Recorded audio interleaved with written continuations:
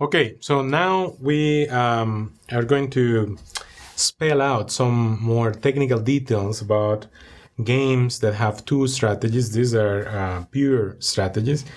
And specifically, we're going to revisit some of the concepts of stability for mathematical models of differential equations.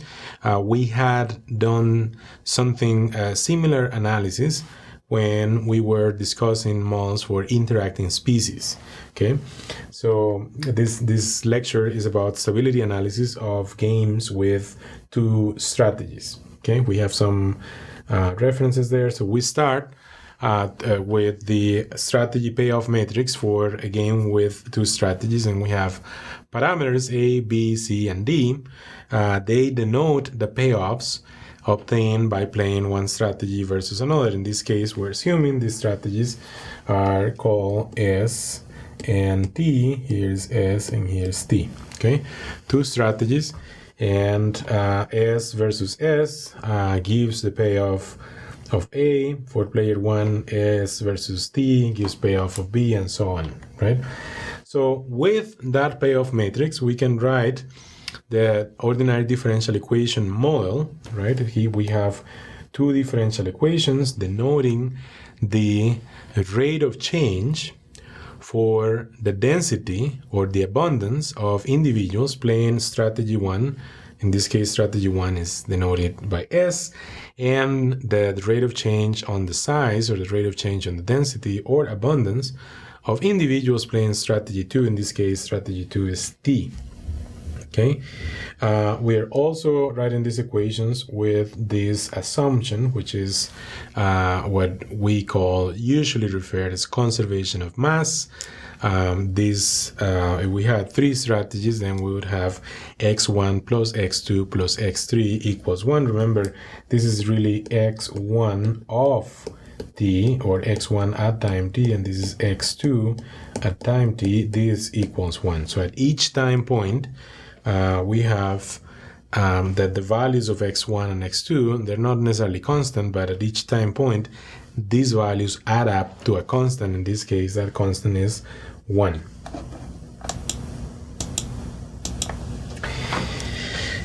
Again, we are reviewing. We had already done this derivation, right? So phi here denotes the average fitness, and so we have these two equations, we have these two expressions, right? It's just because of the construction here, it happens that one is the negative of the other one, right? But in terms of expressions, we would like to consider these right-hand sides as expressions or functions of x1 and x2. So when we're talking about equilibrium points, not necessarily Nash equilibrium points, or not necessarily the evolutionary stable strategies, but equilibrium points in the sense that as we learn them, points of, remember, these moles are the rates of change with respect to time. And if now we're interested on points in which there is no change, that would be values of x1 and x2 for which these derivatives of x1 and x2 are equal to 0. A derivative equal to 0 means there is no change. Okay, and it's in that sense that we are referring to equilibrium here, right? So there is the trivial equilibrium. If you plug in on both of those equations, the right hand side, plug in 0, substitute x1 with 0 and x2 with 0, then you obtain that is straightforward to verify that both expressions become 0, 0. Also, the expression 1, 0, x1 is 1 and x2 is 0, if you plug in into this expression, that makes both equations to be equal to 0. So we have so far two equilibrium points, the trivial equilibrium point at the origin, in the boundary of R2 plus 1, 0 is also an equilibrium, and 0, 1, x1 being 0 and x2 being 1, if you plug that into the expressions, you're also obtaining 0, 0. So there are so far three equilibrium points. we can observe that when we have one of the original equations looks like this, we set that equal to 0, right? So basically, these observations here are classifying equilibrium points or finding equilibrium points by inspection, right? You realize there are certain easy values to where you can plug in the expressions and obtain 0. But if you don't have, the other route to the other way of doing this is that you set the expressions to 0 and solve this nonlinear system for x1 and x2, which is what you would do here. You start with this expression. We already noted that 0, 0, 1, 0, and 0, 1 are solutions of that equation. So you can just work with this expression, right? We can basically dismiss x1 times x2, work with this expression equal to 0. And from here, we have one equation, two unknowns, right? So there's something to do here. So actually, this would be a good time to bring that constraint, the conservation of mass. This gives us two equations, two unknowns, and we would like to solve these two equations for x1 and x2.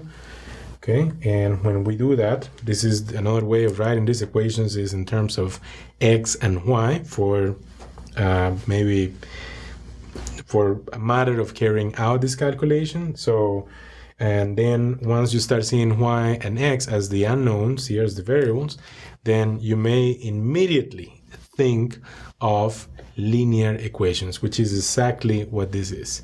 This would be a set of linear equations. You're looking as to whether or not or where these lines in R2 plus intersect.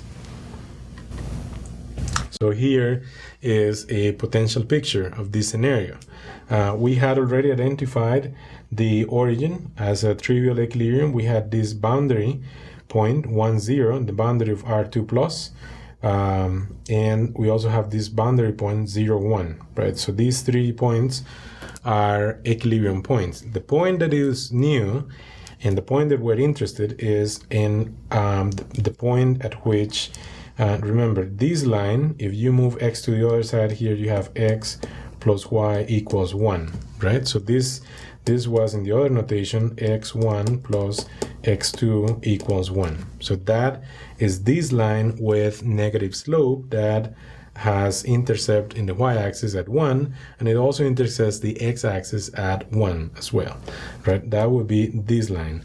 So the question we're asking is, can this line intersect the other line in the interior of the first quadrant?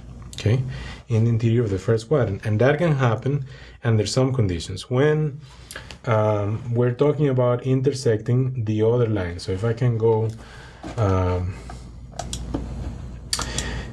backward, so the other line is this line. So you can easily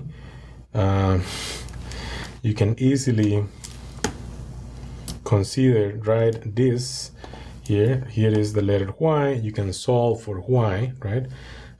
So here say y times this equals minus x times a minus c, and then y would be minus x times 1 minus a minus c divided by b minus d, right? So this is a way of writing that line, and this line goes through the origin whenever this slope here, okay, that's what we discuss next. So let's go to the next slide, right? So this expression comes out of that first equation, right? And so the question is, can this line intersect this line in the first quadrant? So they certainly can intersect in other quadrants. And so if this slope minus a minus c divided by b minus d, if this slope, including that negative sign, if this slope is positive, then this would be the scenario that you're seeing over there. When that slope is positive, then indeed these two lines intersect, and they intersect at this point, here denoted as x1 bar, x2 bar, and that point would be an equilibrium point of the system describing the two-strategy game, an equilibrium point that is in the interior of, is not in the boundary, is in the interior of the first quadrant. The interior means that this point has x1 bar being strictly positive and x2 bar being also strictly positive. They are not zero, they're strictly positive, both of those quantities, when that point exists, right? But for that to happen, then we would have this restriction, right? We would need that slope to be positive, okay? Turns out that solving these equations, you can do this by hand, you can do this with, I don't know, you can find the solutions. You can find that point. This would be solving a system of linear equations, two unknowns. And turns out that the solutions here are given by this expression, right? So x1 bar is given by this, and this other expression is x2 bar. So we're interested on cases for which both of these quantities are positive, right? But notice that the denominator is the same, so you could actually rewrite this as d minus b over a minus b minus c plus d. You could rewrite x1 bar in these terms, and then x2 bar would be a minus c divided by the same denominator. So we're really looking at scenarios in which this denominator is positive, a minus c minus a minus b minus c plus d is positive, and scenarios in which d minus b is positive and a minus c is also positive. This definitely provides what we want. However, so this we need all of them and okay. However, this could also work if the denominator were negative. If the denominator were negative and these expressions, d minus b is also negative and a minus c is also negative. Why? Well, you would have a negative divided by negative, that also gives you a positive, and a minus c being negative divided by this being negative, negative divided by negative, that also gives you a positive quantity. So there are several alternatives here for having the type of scenario that we're interested in. You could revisit one of the websites we had used before, and you will find these different scenarios discussed there. They have a little bit of, the notation's a little bit different, but it's a good exercise for you to translate what we're writing here in terms of A, B, C, and D, in terms of S and T, and translate that into the notation that you find in this website. But what we are talking about is the following. We have different qualitative scenarios of this model. And so if we have that B is less than D and A is less than C, what we observe is that this equilibrium point is stable.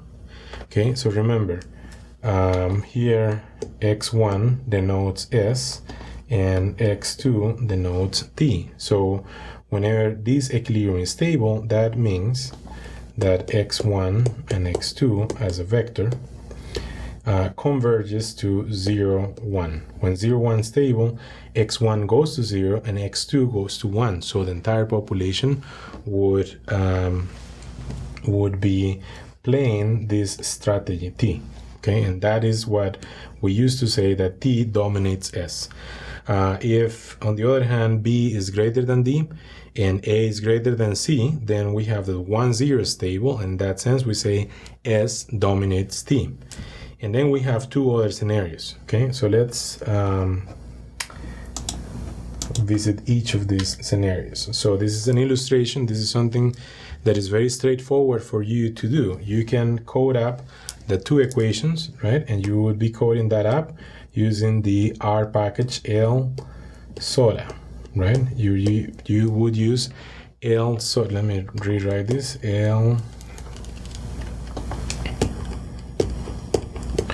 This is the differential equation solver of our solver of choice.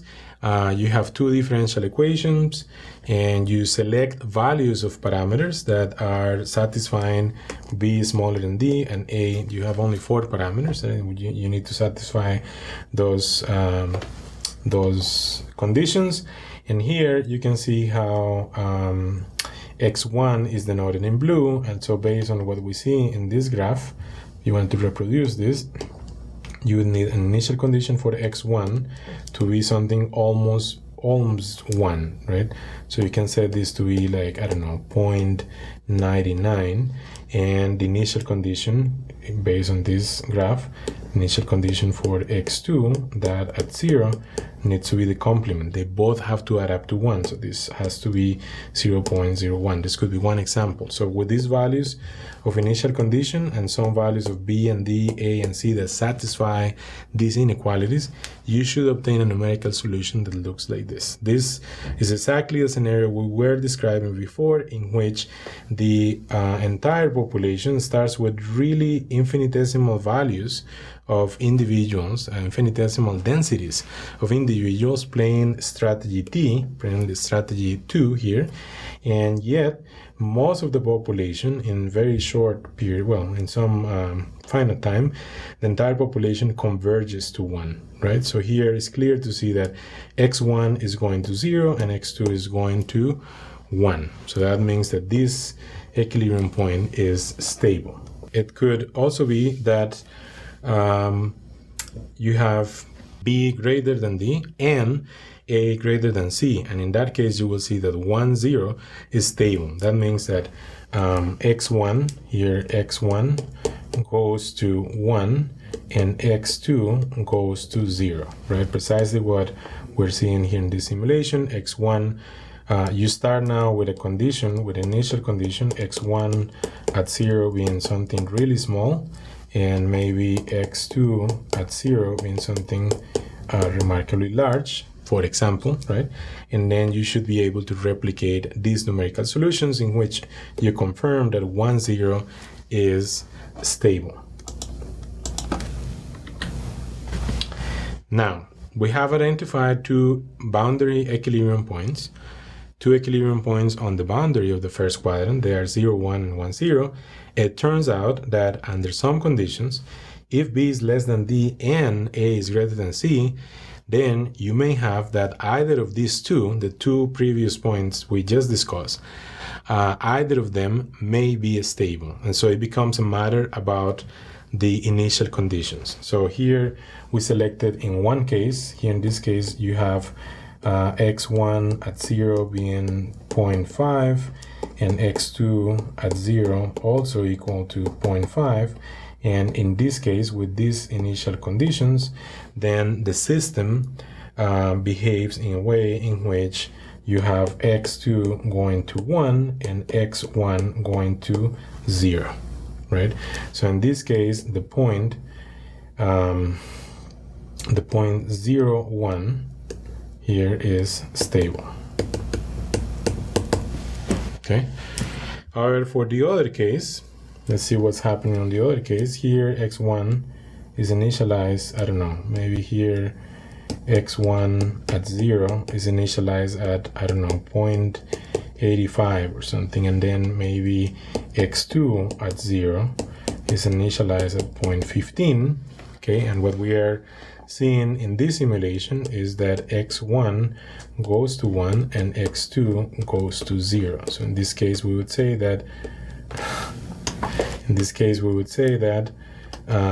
1, 0 is stable.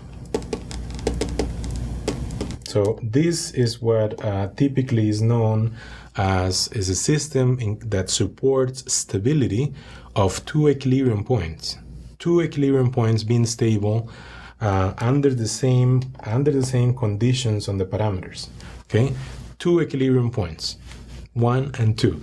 And because two of them, the system supports stability of 2, then it's common to refer to this behavior with this phrase, bistable, bistability, right? That means stability of 2.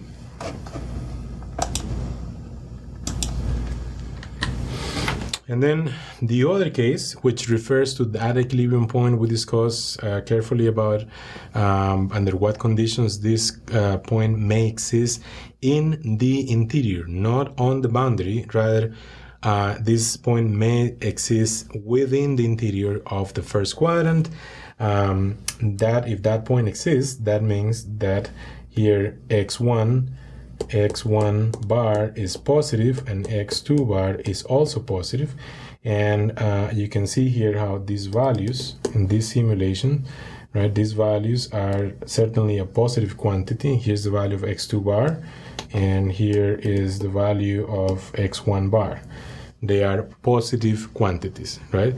This means when this equilibrium point exists and is stable, it means that the population, the entire population settles on these two positive values, right? So x1, here x1 is converging to x1 bar, and x2 is also converging to x2 bar, right? And I don't know, x1 bar seems to be like 0.3, and x2 bar seems to be like 0.70 or something like that, right? So this means that this is not one of the extremes. When you have that 1, 0 or 0, 1 is stable, that means that one of the strategies takes over the entire population, right? It's kind of an all or nothing. That either all individuals are playing that strategy or none of the individuals is playing this strategy. But in this scenario, you have the equilibrium being two positive quantities. So at equilibrium, the density of players on one strategy is a positive number. That means that, and the density on the other strategy is another positive numbers, and these numbers add up to 1. That means that both strategies are coexisting with each other. They are not running another strategy to extinction, and rather they are coexisting at stable positive levels. Okay, and so this concludes our discussion on the qualitative analysis for games that have two strategies.